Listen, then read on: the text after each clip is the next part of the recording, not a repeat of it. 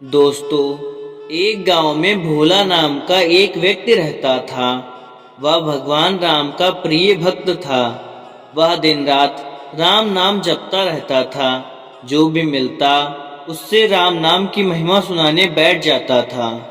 गांव वाले उसे बहुत मानते थे, लेकिन उसकी पत्नी उससे बहुत दुखी रहती थी। भोला गांव में एक हलवाई की दुकान चलाता था। वह बहुत मेहनत से मिठाइयाँ बनाता था। उसकी बनाई मिठाइयाँ दूर दूर तक लोगों को पसंद आती थीं। कुछ लोग उससे राम नाम करके मुफ्त में मिठाई खा लेते थे। सुमित्रा बोली, तुम इतने सीधे हो कि लोग तुम्हारा फायदा उठा लेते हैं। भोला बोला, मैं तो प्रभु श्री राम का नाम लेकर मिठाई बनाता हूँ। कुछ लोग खरीद लेते हैं और कुछ लोग प्रसाद समझकर खा लेते हैं। सुमित्रा बोली, लेकिन राम जी के चक्कर में नुकसान तो हो ही रहा है।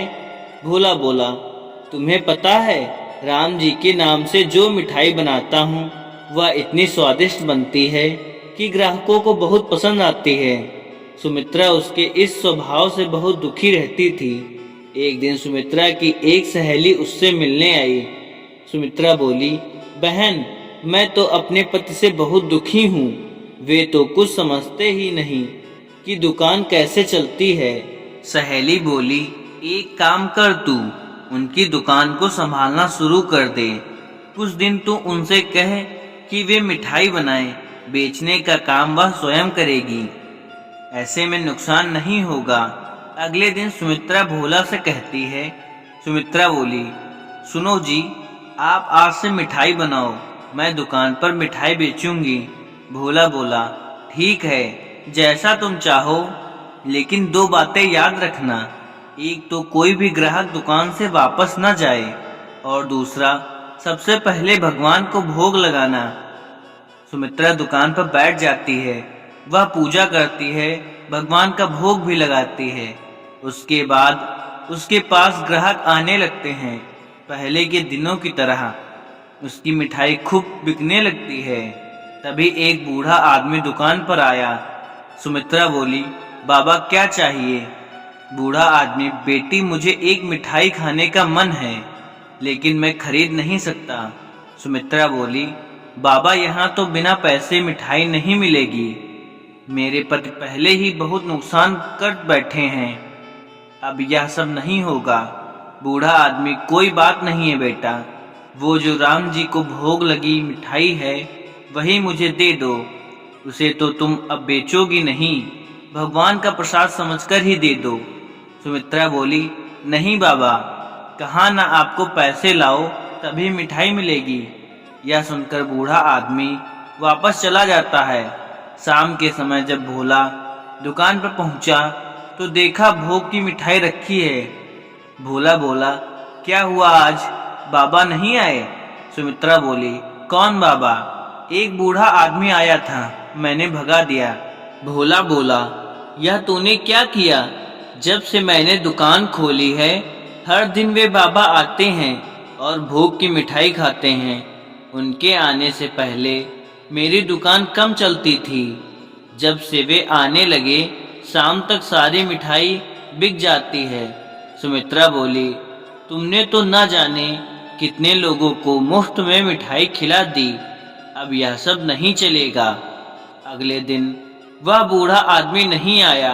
पूरा दिन सुमित्रा दुकान पर बैठी रही, लेकिन सारी मिठाई रखी रही, कोई ग्राहक नहीं आया।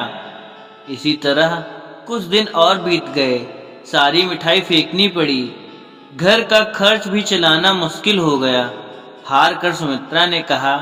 सुमित्रा बोली, मुझे लगता है आप ठीक कह रहे थे, आप जल्दी से जाकर बाबा को ढूंढ लाइए, नहीं तो हम भूखे मरने लगेंगे।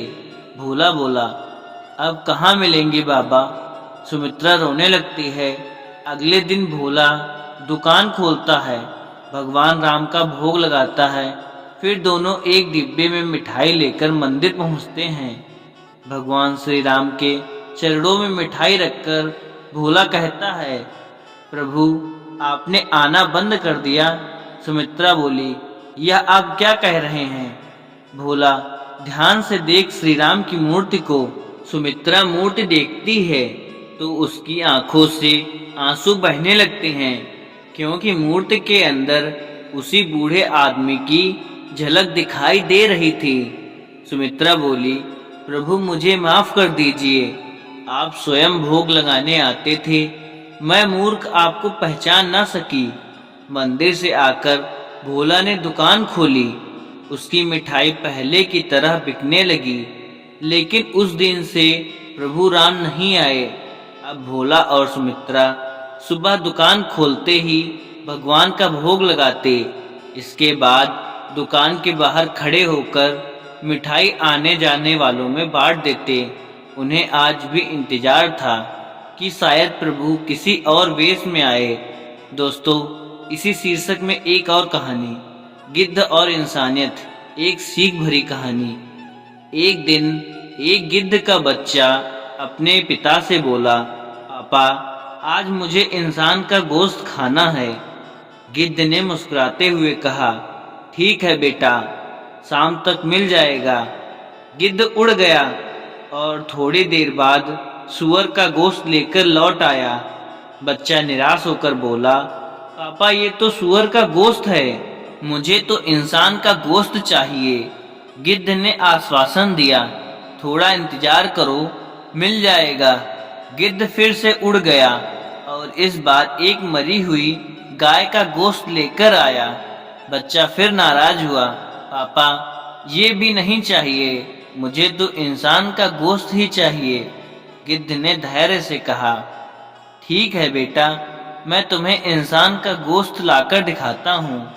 गिद्ध फिर उड़ गया और उसने सूअर का गोश्त एक मस्जिद के पास और गाय का गोश्त एक मंदिर के पास फेंक दिया।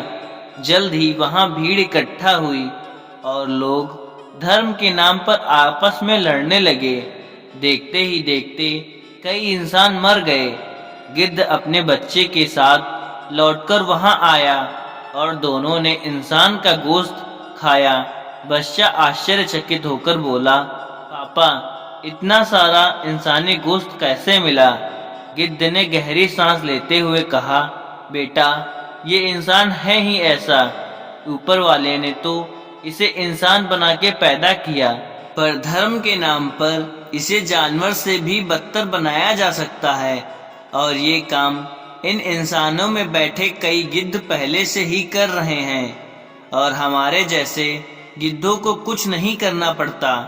इंसान खुद अपने विनाश का कारण बन जाता है। धर्म और विश्वास इंसान को जोड़ने के लिए है, तोड़ने के लिए नहीं। हमें किसी भी परिस्थितियों में विवेक और सहिष्णुता का साथ नहीं छोड़ना चाहिए। धर्म के नाम पर नफरत फैलाने वालों से सावधान रहे और सच्चे इंसान बनने का प्रयास करें। दोस्तों, अगर वीडियो अच्छी लगी हो तो एक लाइक शेयर जरूर करें। धन्यवाद।